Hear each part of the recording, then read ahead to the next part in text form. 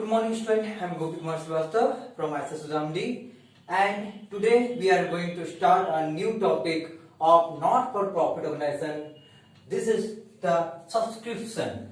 ये जो topic है वो हमारा क्या है? Subscription. Today we will discuss about subscription. Subscription क्या है? In the previous video I have already given you a little knowledge about subscription, but now we are discussing more about subscription and the related questions related to the subscription and how we calculate subscription in income expenditure account or where we show subscription in the balance sheet. First we have to understand everything. So सबको समझने के लिए हम लोग के पास एक question है. This is the questions for the subscription. First ये आप समझ लीजिए कि आपको सब्सक्रिप्शन होता क्या है, ये आप क्लियर समझ जाइए. देखिए सब्सक्रिप्शन क्या होता है, ठीक है. एनपीओ में नॉट फॉर प्रॉफिट ऑर्गेनाइजेशन जो है हमारा, उसमें सब्सक्रिप्शन एक इनकम होता है, क्योंकि सब्सक्रिप्शन को हम लोग चंदा कहते हैं. और ये जो सब्सक्रिप्शन है जो संस्था के मेंबर होता है वो देता है. ठीक है. आपको सबसे पहले यहाँ पे समझना पड़ेगा सब्सक्रिप्शन के बारे में, फिर हम लोग क्वेश्चन को बनाएंगे. ठीक है.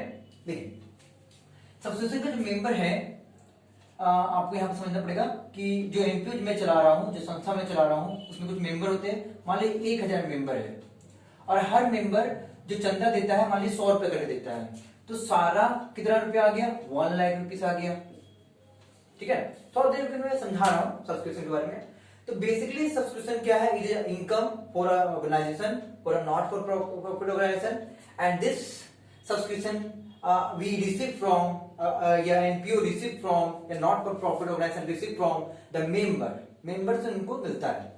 तो देखिए टोटल मैंने यहाँ दिखाया कि अगर 1000 मेंबर है और 100 रुपए करके अगर दे रहा है तो टोटल आपको 1 लाख रुपया सब्सक्रिप्शन रिसीव होगा.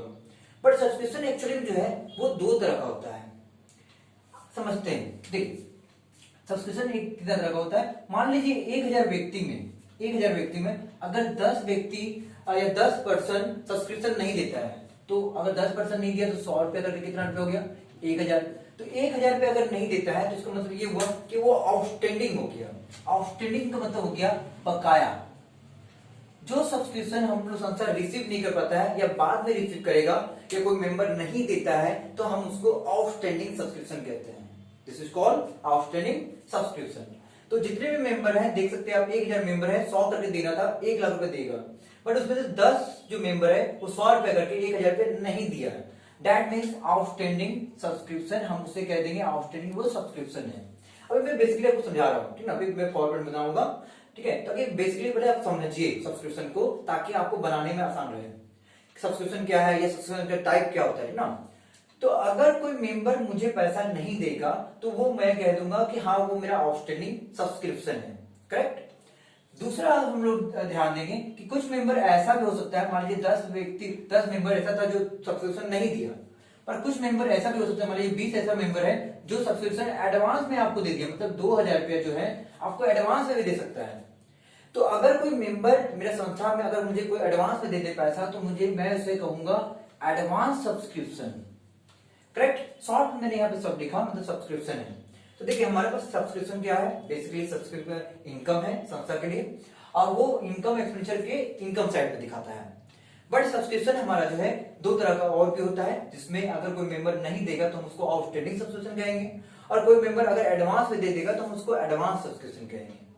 अब यहाँ समझने की कोशिश कीजिएगा, आखिर ये आउटस्टैंडिंग सब्सक्रिप्शन हमारे लिए एसेट है या लायबिलिटी है, ये भी बड़ी इंपॉर्टेंट बात है. देखिए ये जो आउटस्टैंडिंग सब्सक्रिप्शन है इसे हम लोग एसेट कहते हैं, मतलब अपना संपत्ति कहते हैं. आखिर हम लोग इसको संपत्ति क्यों कहते हैं, समझने की बात. क्योंकि ये सब्सक्रिप्शन जो है ना, देखिए मान लीजिए मैं संस्था चला रहा हूँ, ठीक है, और संस्था में क्या होगा, मेंबर मुझे पैसा देगा. अगर मुझे मेंबर पैसा देगा तो मुझे पैसा लेना है, देना तो नहीं है. अगर मुझे किसी को पैसा देना होता तो मेरे लिए आउटस्टैंडिंग लायबिलिटी हो जाता, मतलब वो क्या हो जाता, लायबिलिटी. बट अगर लेना है ना, ये चंदा जो संस्था को लेना है तो उसके लिए क्या हो जाएगा, एसेट. मतलब अगर आपका कोई मेंबर, कोई संस्था का मेंबर जो है जो चंदा नहीं दिया है और आपको उससे लेना है तो आप उसको आउटस्टैंडिंग सब्सक्रिप्शन कहेंगे, और आउटस्टैंडिंग सब्सक्रिप्शन लेना होता है इसलिए एसेट्स होता है. उसी प्रकार से एडवांस सब्सक्रिप्शन में क्या होता है, कोई मेंबर ऐसा भी हो सकता है जो एडवांस में आपको सब्सक्रिप्शन दे दे. तो अगर कोई एडवांस में आपको चंदा दे देता है या आपका संस्था को चंदा दे देता है तो ये आपके लिए लायबिलिटी हो जाता है, क्योंकि हम सभी पढ़े हैं कि एडवांस हमेशा लायबिलिटी होता है। जैसे कि मान लीजिए मैंने आपको 500 रुपए दे दिया, तो वो 500 रुपए मैंने दिया है, कर्ज दिया है, तो वो आपका नहीं हुआ।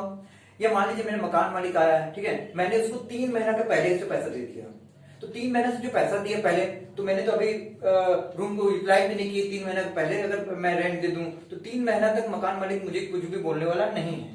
मतलब यहाँ पे क्या हुआ मेरे लिए, तो अगर मैं कुछ खर्चा पहले से दे रहा हूं तो वो प्रीपेड एक्सपेंस कहलाता है, ठीक है। प्रीपेड एक्सपेंस अगर वो कोई इंसान ले रहा है तो उसको एक्यूरेट इनकम कहते हैं। एक्यूरेट इनकम मतलब हो गया वो एडवांस, आपका जो सब्सक्रिप्शन है वो बिल्कुल हमेशा क्या होगा, एक्यूरेट इनकम तो आपका आउटस्टैंडिंग सब्सक्रिप्शन हो गया, और एडवांस हमेशा जानिएगा कि वो लायबिलिटी होता है। तो दो ही चीज होता है, एक एसेट एक होता है लायबिलिटी। अगर कोई मेंबर संस्था में पैसा नहीं देता है तो या फिर बाद में देगा, अगर वो आउटस्टैंडिंग आपको सब्सक्रिप्शन लेना है, that means it is assets. And अगर कोई एडवांस में दे दिया तो वो आपका एडवांस सब्सक्रिप्शन कहलाएगा, मतलब दैट इज लायबिलिटी। तो मैंने कितना बात बताया, फिर से हम लोग डिस्कस करते हैं ताकि कॉन्सेप्ट क्लियर रहे, क्वेश्चन जल्दी से बन जाए। जब तक कॉन्सेप्ट क्लियर नहीं रहेगा आप क्वेश्चन नहीं बना सकते। आपके माइंड में पता रहना चाहिए कि हाँ कॉन्सेप्ट क्या है। So let understand. फिर से देखते हैं, मेंबर टोटल कितना है, 1000 मेंबर है, 100 रुपए करके दे रहा है। ये मैंने लेट माना है, अपने से एज्यूम किए हैं कि ऐसा मेंबर है, एक संस्था चला रहे हैं, एक एनपीओ चला रहे हैं, क्योंकि हर संस्था, हर नॉट फॉर प्रॉफिट ऑर्गेनाइजेशन बिना प्रॉफिट के तो चल नहीं सकती। 1000 मेंबर है, 100 रुपए करके दे रहे, 1 लाख रुपए हो गया, करेक्ट। 1 लाख में 10 मेंबर जो है 100 रुपए करके नहीं दिया, मतलब 1000 रुपए नहीं दिया, मतलब वो आउटस्टैंडिंग सब्सक्रिप्शन कराएगा, क्योंकि लेना बाकी है। सब्सक्रिप्शन आउटस्टैंडिंग, आउटस्टैंडिंग मतलब ड्यू है।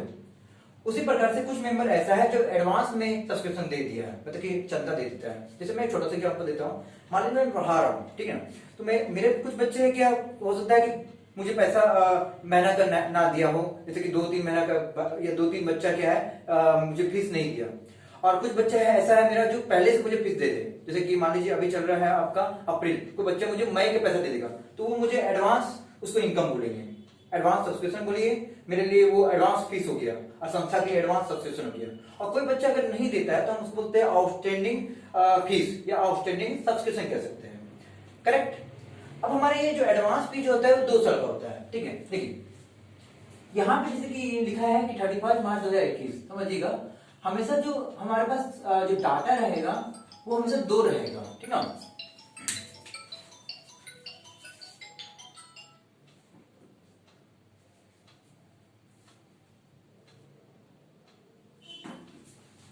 डाटा हमारे पास कितना रहेगा, 2 रहेगा, ठीक है।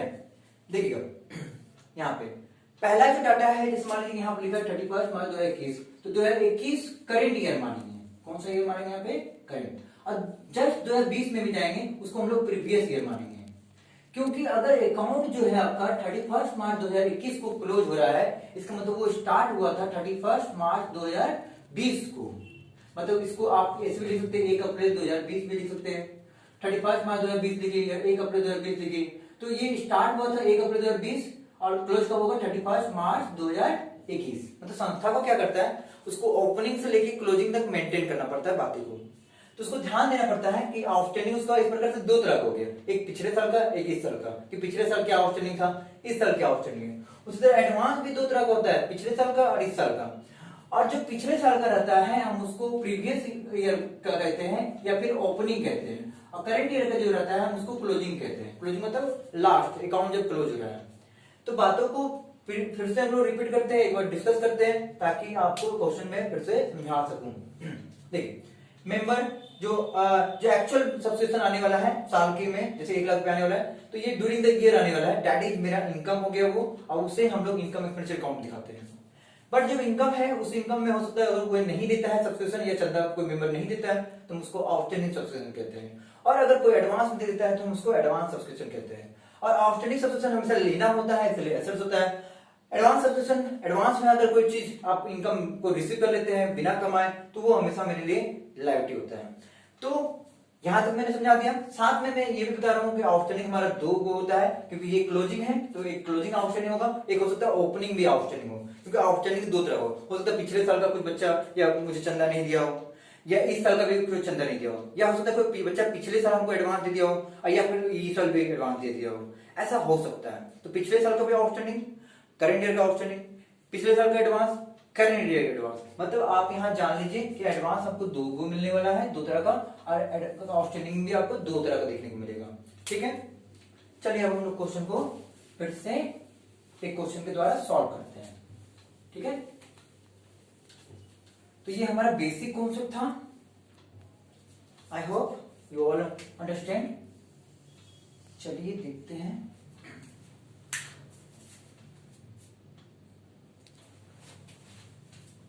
तो आई होप बच्चों समझ गए होंगे सब कुछ, पर इस क्वेश्चन को हम लोग नेक्स्ट वीडियो में सॉल्व करते हैं, क्योंकि ये 10 मिनट हो गया, ज्यादा कैप्चर नहीं कर पाएगा। So thank you. The next video we discuss more about this.